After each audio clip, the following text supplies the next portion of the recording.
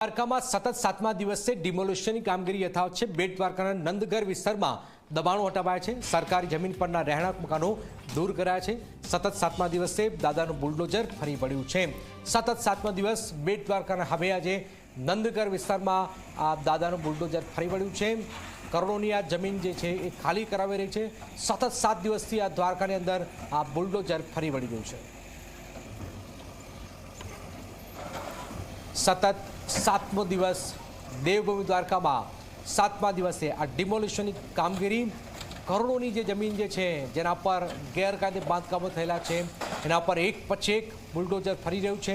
આપ જોઈ રહ્યા છો દ્વારકાની અંદર એક પછી એક વિસ્તારોમાં બેટ દ્વારકાના નંદગર વિસ્તારની અંદર આપ જોઈ રહ્યા છો કે એક પછી એક જેસીબીની મદદથી આ જે બાંધકામો થયેલા છે ગેરકાયદેસર બાંધકામો થયેલા છે એને તોડી પાડવામાં આવી રહ્યા છે। અને 7મો દિવસ છે।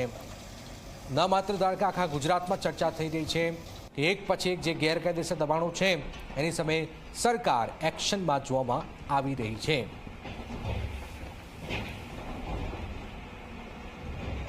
જયદીપ અમારી સાથે જોડાયા છે। જયદીપ, આજે પણ 7મા દિવસે પણ નંદગર વિસ્તારની અંદર આ ગેરકાયદેસર રહેણાંક મકાનો છે એને દૂર કરાયા છે। શું વિગતો સમગ્ર મામલે? જી જનાબ, ચોક્કસથી વાત કરવામાં આવે તો સતત 7મા દિવસે છે કે દાદાનું બુલડોઝર છે તે ફરી એક વખત છે તે બેટ દ્વારકાની અંદર ફરી વળ્યું છે। બેટ દ્વારકાના નંદગર વિસ્તારમાં છે કે દાદાનું બુલડોઝર છે તે રહેણાંક મકાનોની અંદર છે તે ફરી વળ્યું છે। સરકારી જમીનો જે દબાણો કરવામાં આવ્યા હતા તેને દબાણોને છે તે સરકારી તંત્ર દ્વારા છે તે દૂર કરવામાં આવી રહ્યા છે।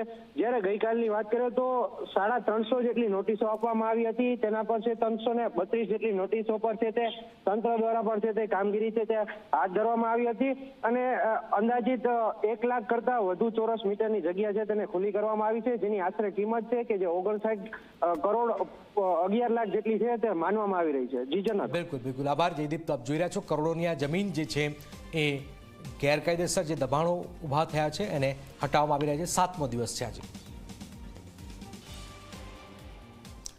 નવસારીના